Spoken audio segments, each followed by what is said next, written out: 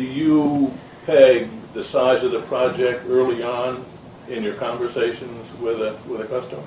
There's normal questions that you need to understand to diagnose what their wants and needs are. And, you know, a bunch of them are associated around just how they plan to use the flooring, where it's going to go, how soon they need it, what kind of colors that they're working with.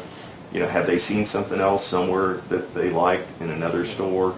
There's a lot of basic information that, from a training perspective, that it takes years to really develop the right people, and they just naturally ask those questions because they know that's what makes a happy customer.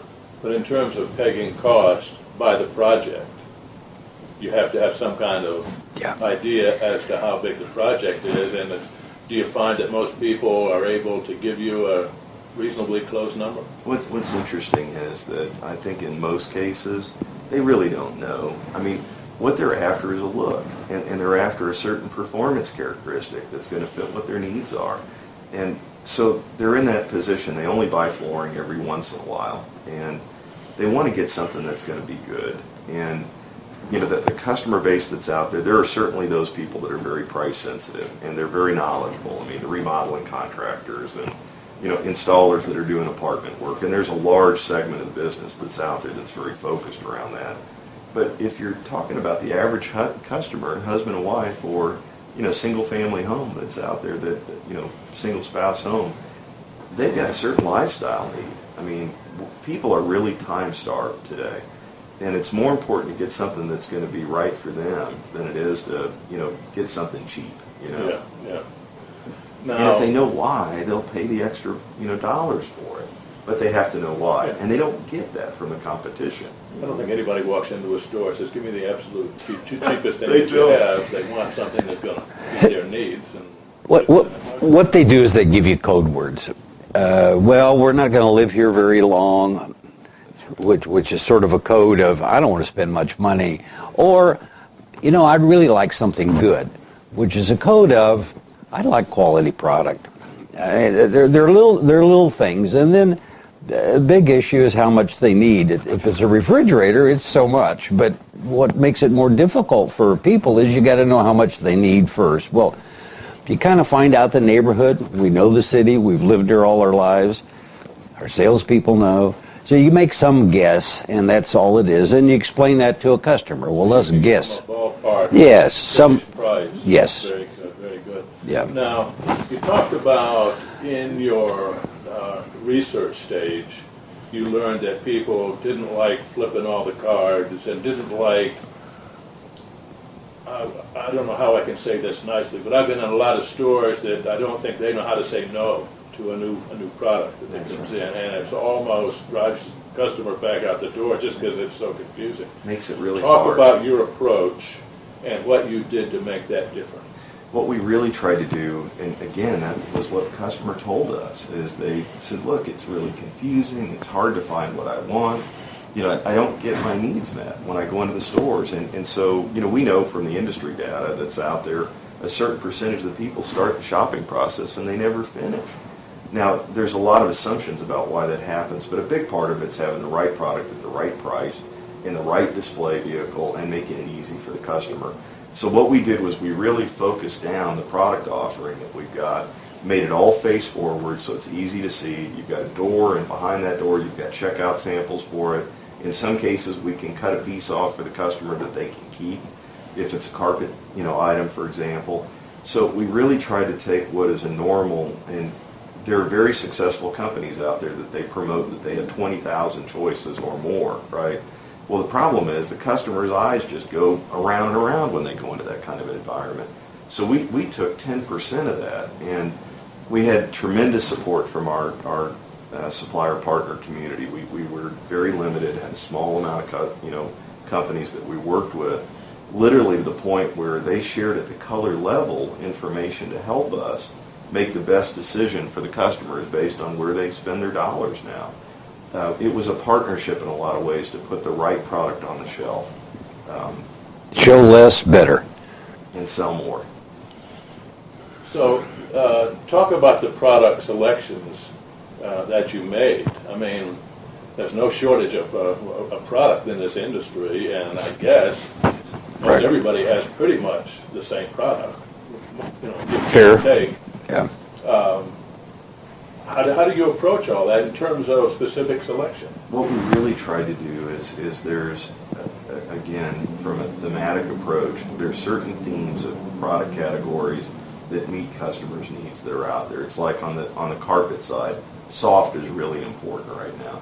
So we've got two categories of soft, and we literally have created a presentation material that our salespeople can show that explains, why a product is softer than another. And stain resistance really matters, and there's there's odor protection. There are all these different categories and themes of items that are important to the customer that are out there, and we work very closely with our partners to try to develop those themes in a way that was a meaningful offering, that it wasn't just a nice selection, and it wasn't coordinated. It wasn't just, by price points so it's easy for them to shop and trade up and trade down. It fits within confines so that they can shop hard surface in the store just like they shop hard surface because they're on the same, pricing plan that's out there. We did all those things. But we also tried to go a little bit deeper. So once the customer hits the visual stage, then they shoot a QR code in the store environment. It takes them straight to the website, the product that they're looking at. They can see what it's going to look like in the room. And I can't show you all that right now, but what ends up happening is that they've got all the detailed information on the web, and we're very proud of our pricing. We post it right on the website, and we shop daily to make sure that our prices are competitive. And so once they get into the more detail, there's a lot of questions about where's the brands, right? Well, the brands are a secondary support to the purchase decision that the customer makes to be confident in what they bought. But the most important thing is they got to have the right visual. They've got a certain theme and a certain want and need in their mind when they're shopping. It's about fashion. It's not about all the technology solutions that are out there. It's how do we make it the home environment that they feel really good living in. Now, brand is an interesting thing. Brand is not seen any place, as far as I could tell, other than the floor project. Yes. And that's obviously something that you did based on what you learned from consumers.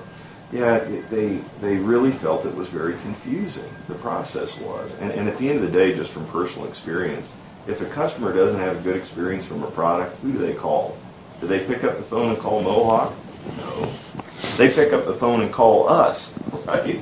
And then it's our job to be a good ambassador for Mohawk or whomever it might be, and they're great companies, to take care of the customer in the way that the customer deserves to be taken care of in a fair way, so that the Mohawk brand is represented well. And so you'll find brand in the website when you get into it, but we didn't lead with brand. We didn't feel like, from a customer perspective, we felt like the store was the brand. And when they purchase from us, the confidence and the trust and the value that they get and the trusted partnership that they're going to get in the purchase process, we own that. It's our job to take care of that.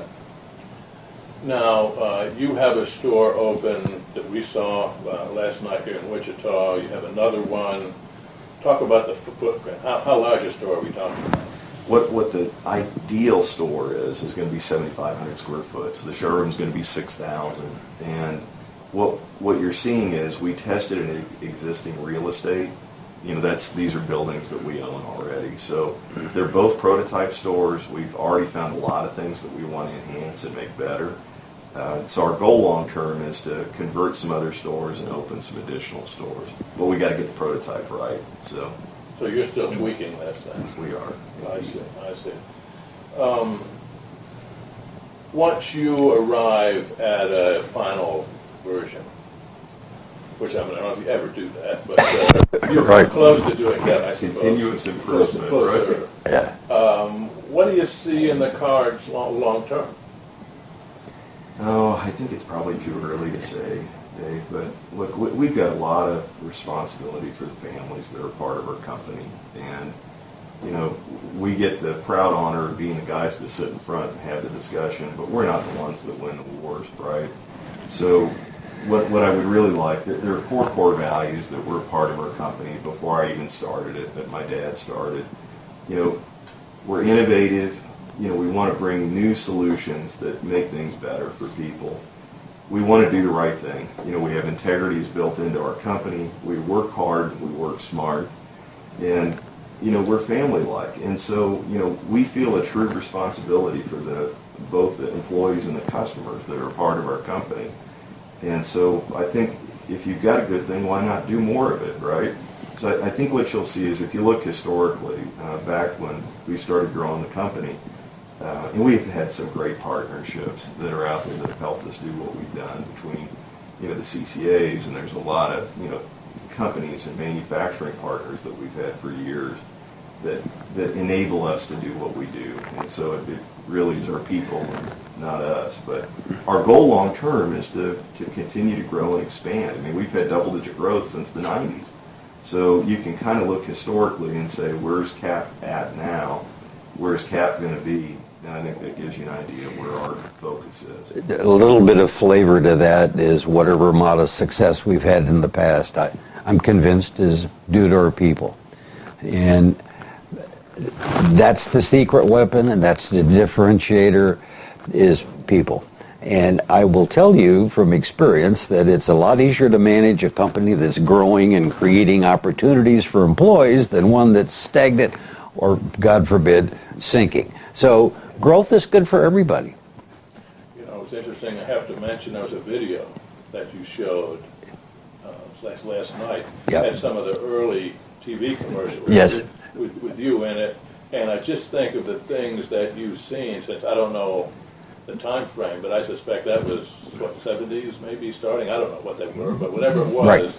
You've seen a whole heck of a lot of change coming into this point, and I think bringing the electronic elements right. that you guys have brought into this is perhaps the most significant change. Yes. It's most interesting. It's created challenges for us. I'm not a tech guy. I'm just not. This has all been on his shoulders. Yeah, but in that process, we've got the same issues with staff. Some are like me. They hate the damn things. I mean, they're tough. They don't do they don't think right, this IT stuff, And we've got customers like that too. So we have to accommodate them and accommodate those that love tech and love to use it, So obviously educating salespeople is a major element of this. Oh, yeah. Working with people.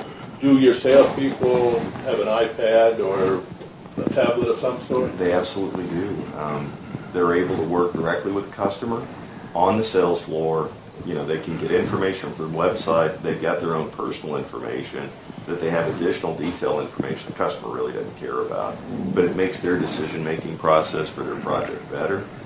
They can literally go to the quote phase. They can check inventory levels. They can do everything they need to do while they're with the customer.